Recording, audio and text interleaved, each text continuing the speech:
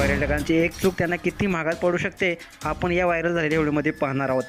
Safari करताना पर्यटकांनी गाडीची खिडकी उघडी ठेवली, शिवाय बिबट्या जवळ असताना गाडी थांबवली, यामुळे गंभीर दुर्घटना घडली।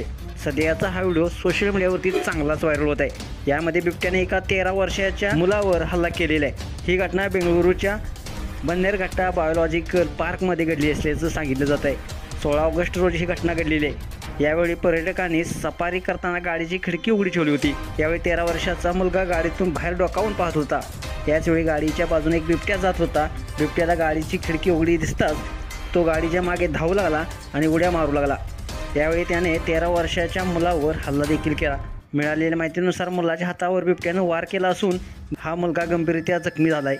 सध्या या घटनेचा व्हिडिओ सोशल मीडियावरती पाहायला मिळतोय। कर्नाटक राज्य पर्यटन विकास संस्थेचे एक वाहन सफारीसाठी बन्नेरघट्टाच्या राष्ट्रीय उद्यानात गेलं होतं।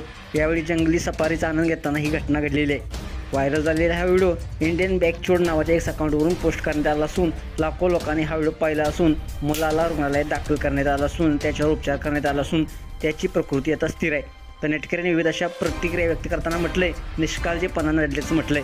जंगल सफारी करताना खिडकी उघडी ठेवणे बिबट्याला, सिंहाला किंवा वाघाला चेतावणी देण्यासारखं असल्याचं देखील काही नेटकऱ्यांनी म्हटलंय। तसेच अनेकांनी उद्यानाच्या सुरक्षा व्यवस्थेवर देखील प्रश्नचिन्ह निर्माण केलेले आहे। तुम्हाला व्हिडिओ कसा वाटला, तुमच्या प्रतिक्रिया अवश्य द्या आणि आपल्या SS स्पोर्ट्स या चॅनलला सबस्क्राईब करायला नक्की विसरू नका। धन्यवाद।